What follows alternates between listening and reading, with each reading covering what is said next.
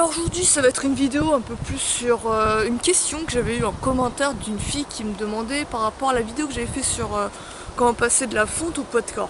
Elle me demandait est-ce que j'avais des conseils pour travailler les fessiers au poids de corps. Donc clairement je suis pas vraiment la bonne personne à qui il faut demander ça. Dans le sens où je ne travaille pas du tout le fessier, on va dire version fit girl, tu vois. J'en ai un peu rien à caler de ça. Si je devais travailler le boule, ça serait dans une optique de foutre des gros high kicks. Mais c'est tout en fait. J'ai pas d'intérêt, c'est pas mon délire en fait d'avoir un gros fessier juste pour l'esthétisme. Je préfère, quitte à avoir un truc purement esthétique, c'est plus d'avoir des gros bras que d'avoir un gros boule, tu vois. Donc pour des exercices purement, on va dire style fit girl, je vais pas pouvoir trop t'aider. Je travaille pas en isolation le fessier. Souvent c'est ce qu'on voit dans les entraînements un peu caricature fit girl où on accentue vraiment le travail sur les fessiers. Ça aide beaucoup le travail avec des exercices d'isolation, que ce soit à la poulie, que ce soit à la barre, une grosse accentuation avec des exercices d'isolation. C'est pas trop ce que je fais, d'ailleurs c'est pas ce que je fais sur tous les muscles, hein. Le peu d'exercices d'isolation que je pourrais pratiquer, ça sera essentiellement peut-être pour faire des triceps extensions ou des curls biceps aux anneaux, mais c'est extrêmement rare. Peut-être un peu d'exercice pour les quadriceps, mais au poids de corps, c'est vraiment rarissime, tu vois. J'utilise beaucoup de travail polyarticulaire. Je cherche vraiment à travailler un gros ensemble de forces. Mais quand même, je vais essayer de te filer quelques tuyaux, quelques conseils qui, je pense, peuvent t'aider quand même.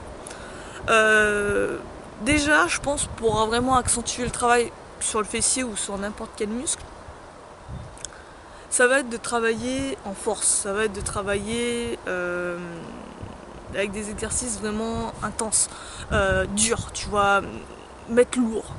Littéralement, c'est ça, mettre lourd. Donc tu peux très bien choisir des exercices avec charge très lourde, ou soit des exercices au poids de corps mais intenses. Tu vois, l'idée c'est d'avoir une gamme de reps où tu es plus sur de la force. Je trouve que ça aide bien aussi là, travailler en force. Entre 1 et 5 reps, tu vois, sur des exercices lourds comme le squat, des grands classiques, hein, pas besoin d'aller chercher loin, des grands classiques, le squat, les fentes également, pourquoi pas. Voilà, des kings, on va dire, en termes d'exo. Donc lourd.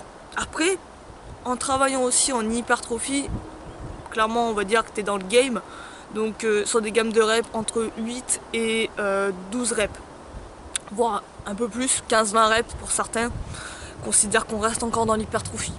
Mais voilà, et pas chercher des exercices peu intenses, où tu peux faire énormément de reps. Ça va juste travailler ton endurance, je pense pas que ça va t'aider à avoir un gros boule, tu vois. Mais exercice strong, tu vois, bien fort. Avoir, on va dire, un cul de powerlifter, tu vois, ou un truc dans le genre, ou d'haltérophile. L'idée, c'est ça.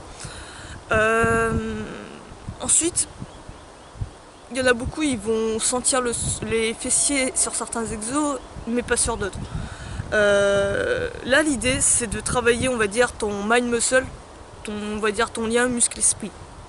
Donc j'ai dû en parler dans d'autres vidéos, mais il y en a qui doivent être à la ramasse et qui n'ont pas suivi sur ça. Donc l'idée c'est que ton cerveau envoie un signal de contraction à ton muscle. Et plus ou moins la façon dans laquelle tu utilises tes muscles quotidiennement et tout, il se peut que ce signal soit atténué, voire même carrément tu sens rien. Tu contractes ton muscle, mais tu galères à le contracter, tu vois. Le signal, il a du mal à solliciter toutes les fibres musculaires. Enfin, quand on contracte un muscle, on ne sollicite pas toutes les fibres musculaires, mais il a du mal à en contracter beaucoup, contrairement à d'autres muscles, par exemple. Et les fessiers en fait partie. C'est un muscle que j'appellerais dormant, de par notre position tout le temps assise, de par du fait qu'on ne marche plus, qu'on l'utilise quasiment plus. On a du mal du coup à le sentir, à le contracter. Je te fais faire un test de mettons en position basse de squat et essaie de contracter les fessiers, mais vraiment bien, fort. Tu vas voir que déjà que lorsque tu te mets en position de squat, ton muscle est relâché. Et pour le contracter, c'est pas évident, c'est pas très facile. Pareil, essaie maintenant, tu te mets en position debout, tu contractes bien les fessiers, tu serres bien les fessiers. Donc tu contractes bien ça et tu essaies de maintenir cette contraction jusqu'en bas. Lentement tu descends jusqu'à arriver en Asian squat, en bas de squat. Et tu essaies de voir si tu as réussi à maintenir cette contraction, si ça a été difficile à maintenir, si tu as réussi, ou si tu n'as pas du tout réussi. Moi, clairement, je galère un peu encore à bien contracter, à garder cette contraction en bas de squat. Donc ça, tu vois, ça signifie qu'il y a une faiblesse au niveau de là, que ce signal que mon cerveau doit envoyer à mes fessiers est faible. Que je n'ai pas assez sollicité dans ma vie, on va dire, ce muscle pour qu'il soit aisément contractable. Donc ça aussi, c'est important. Tu contractes pas le muscle, en fait, tu vas pas le travailler aussi optimalement, tu vois. C'est pas français, mais tu m'as compris. Donc ça a travaillé. Pour ce faire, tout simplement, tout au long de la journée, tu essaies de contracter ton fessier, tu vois, le plus fort possible, tu essaies de le contracter. Quand tu es assis, pareil, essaie de beaucoup marcher. Je t'expliquerai d'ailleurs, dis-moi en vidéo, je t'expliquerai comment marcher de sorte à contracter le fessier, à ressentir le fessier. Ça pourra peut-être t'aider d'ailleurs. Donc ces exercices-là peuvent t'aider. Le fait de rester assis en Asian squat quand tu t'échauffes et d'essayer de contracter le fessier au maximum, tout ça. Pareil, quand tu contractes le fessier, essaie de ne pas contracter que le fessier mais les muscles aux alentours. Je pense notamment aux muscles cachés comme le périnée, voire aussi le sphincter, tu vois. Ça, ce sont des muscles aussi, par effet d'irradiation, on va faire en sorte que tes fessiers vont se contracter plus durement. Plus tu contractes de muscles voisins, plus le muscle que tu recherches à travailler se contracte durement, tu vois. Donc ça, c'est important. Ensuite, pour revenir à nos moutons, on va dire comment passer au poids de corps. Au poids de corps, les exercices qui vont être 3, ça vont être les exercices d'isolation unilatérale. Squat pistol. Squat pistol, ça va devenir ton nouvel ami, on va dire. Je connais pas après ton niveau, mais j'ai fait des vidéos sur les progressions de squat pistol, hein, donc je t'y renvoie. Soit je mettrai une fiche si j'y pense, soit essaie de chercher dans Google, tu tapes Google dans YouTube, tu cherches squat pistol ou pistol squat, Kalos and Stenos, tu sais taper ces mots-clés, j'ai de chercher dans les vidéos. Du coup, dedans, je te donne quelques manières d'arriver au squat pistol. Donc ça, le fait de travailler en unilatéral, oublie pas le principe de travailler lourd, ça va être ça. Ça va être pallié par ça. Donc squat pistol, ça c'est vraiment un bon exercice. J'ai un pote qui sent essentiellement le fessier sur le squat pistol. Après tu as les fentes bulgares. Donc les fentes bulgares, c'est quand tu mets un pied en arrière sur un banc et que tu vas travailler essentiellement sur une seule jambe. Tu vas en fait faire une fente, mais en guillemets sur une jambe. Donc ça c'est vraiment pas mal aussi. Si c'est trop facile, ce que tu peux faire, c'est par exemple rajouter un seau ou voire rajouter du lest si tu veux, une veste lestée, du poids que tu mettrais sur ta jambe qui travaille, comme un gros sac de sable par exemple, un truc comme ça, peut-être des poids aussi d'haltères si t'en as chez toi, un truc comme ça peut être intéressant. Sinon il y a la version aussi unilatérale où t'es que sur une seule jambe, le shrimp, où là par contre ça te demande quand même un peu de mobilité au niveau de la cheville, parce qu'il faut pas que tu décolles ton talon. Mais voilà, on va dire que c'est la variante un peu plus difficile de la fente. Et enfin, qu'est-ce qu'il y a d'autre? Essentiellement, ton c'est grand. Ah oui, j'y pense aussi là. Le pont. Donc, il y a un exercice que les fit girls aiment beaucoup travailler, c'est le hip thrust. Et le hip thrust, à quoi il me fait penser? Il me fait penser aux premières déclinaisons, aux premières étapes du pont de l'entraînement des détenus. Donc je pense pour travailler le fessier, ce qui peut être intéressant, c'est de travailler ton pont, voire essayer de faire des exercices où tu vas être soit en gainage pur, sur du pont classique, soit tu vas donc du coup quand tu seras en pont classique chercher à contracter le plus fortement tes muscles, essayer de tenir ce gainage 30 secondes à 1 minute au maximum, mais concentrant vraiment, en essayant de vraiment contracter les fessiers au maximum.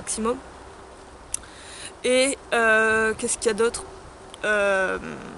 Et une fois que tu arrives bien à maintenir ces positions, chercher des variantes difficiles, par exemple faire le pont, toujours en isométrique, hein, avec une main, puis après avec une jambe, puis après avec une main, une jambe, histoire de rajouter du challenge. Il y a un exercice aussi qui peut être bien pour travailler. Là, ça va être avec charge. Je repense au pont. Ça va être la tombe d'Hercule en fait. Tombe d'Hercule, mais là il te faut énormément de poids pour le sentir malheureusement. Mais tombe d'Hercule, j'avais fait une vidéo là-dessus. C'est un exercice isométrique de old school, on va dire vraiment old school, où tu vas être en forme de table, on va dire littéralement, et tu vas mettre un poids sur toi. Là tu peux vraiment monter très très lourd là-dessus, mais voilà, il te faut énormément de poids, donc on dérive sur le poids de corps, on va dire. Pour le poids de corps, tu auras également donc le pont, essaie de le travailler aussi en dynamique, par exemple à chercher les étapes de coach Wade sur le pont debout, c'est-à-dire que tu commences en étant debout, tu redescends au pont, tu remontes, rien qu'à la force on va dire de tes muscles spinaux, de la colonne vertébrale en fait, et en même temps des fessiers, t'as tout l'arrière du corps en fait qui taffe là-dedans, donc c'est génial. Et puis je crois que j'ai fait le tour un peu des exercices que je connais qui vont toucher les fessiers. Et oui, il y a un truc hyper bien, franchement, si tu veux bien travailler les fessiers, fais du vélo. Clairement, fais du vélo. C'est pas du poids de corps, mais clairement c'est énorme quoi.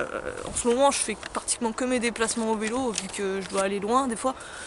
Et putain, mais vas-y quoi, tu défonces ton fessier avec ça, c'est abusé, c'est torture. Quand t'as pas l'habitude et tout, putain, tu te prends cher. Surtout si tu mets par exemple au niveau des vitesses, tu choisis des vitesses qui te permettent de mouliner, tu vois. Surtout lorsque t'es dans les pentes. Tu moulines au début, putain, tu fais pas mal de répétitions quand tu réfléchis, tu vois, en moulinant. Et là, ton fessier, il prend mais cher, vraiment cher. Qu'est-ce qu'il y a d'autre aussi? Oui, quand tu es en danseuse sur ton vélo, là, pareil, t'as tous tes muscles, des jambes et tes fessiers qui taffent comme un barbare. Franchement, le vélo, ce serait un truc roi, quoi. Si tu dois faire tes déplacements, que t'as un vélo, profites-en, fais-en tout le temps du vélo. Peu importe pour te déplacer et tout, dès que t'as des pentes, profites-en, promène-toi à vélo. Vraiment, le vélo, c'est tout con, mais putain, ça travaille bien le fessier, quoi. Donc pense-y un peu. Et qu'est-ce qu'il y a d'autre? Et oui, je voulais dire aussi les exercices d'isolation, tu sais, classiques. C'est quoi? Attends, je sais plus leur nom, mais les exercices que t'as clichés, tu sais, de fitness pur, où tu vas lever une jambe sur les côtés et tout. Tu vois, le truc du chien, là, de yoga, là, je sais plus, ça a un nom, ce truc-là. On dirait la position du chat qui pisse, tu vois. Je sais plus, ça annonce ces exercices, mais voilà. Ces exercices-là, en fait, au poids de corps, ils sont, je dirais, pas inutiles, mais tu vas pas travailler vraiment, en fait, parce que tu peux en faire clairement lever ta jambe, t'as que le poids de ta jambe à lever. Ta jambe, c'est un muscle essentiellement composé de muscles forts, enfin, c'est un truc balèze, une jambe. Juste le voir la lever comme ça sur les côtés, c'est pas ça qui va faire que tu vas travailler ton fessier, hein. Ça clairement c'est brasser du vent. Pareil, même si tu mets des petits poids, tu pourras pas mettre énormément de poids sur tes chevilles, hein. Donc ça va gainer, oui, parce que à force de faire des répétitions, à un moment donné, bon, bah, le muscle il sature, mais il va t'en faire avoir des centaines de répétitions avant de sentir quelque chose. Mais clairement, ces exercices-là, je les mettrais vraiment pas à la poubelle, mais pas loin, tu vois. Ces exercices-là, c'est une perte de temps pour moi. Tu vas pas travailler en intensité là-dessus. Je pense que c'est brasser de l'air.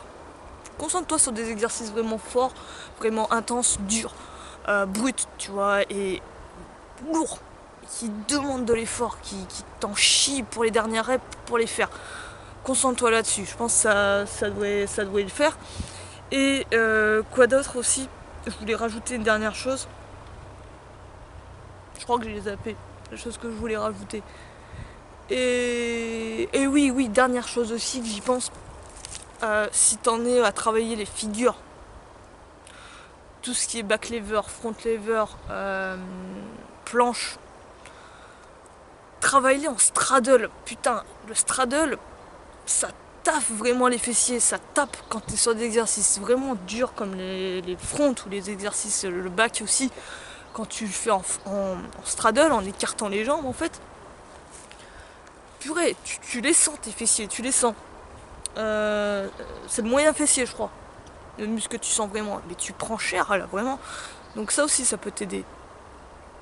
Voilà, je t'ai donné un peu toutes les pistes que je connais moi perso et qui je pense vont travailler les fessiers. Mais comme tu vois, c'est pas un truc pur exercice pour les fessiers. Pour ça, je suis pas la meilleure personne pour te guider là-dessus. Pour les fessiers, voilà, je suis pas une experte, ça c'est clair. Donc sur ce, je vais te laisser là-dessus. J'espère que ça t'a plu. N'hésite pas à me dire toi, si d'ailleurs tu as des conseils pour les fessiers et tout, tu me mets en commentaire. Si tu as des questions pareilles, tu les mets en commentaire. Et sur ce, moi je vais te laisser là-dessus. Je te dis à la prochaine, prends soin de toi, à plus.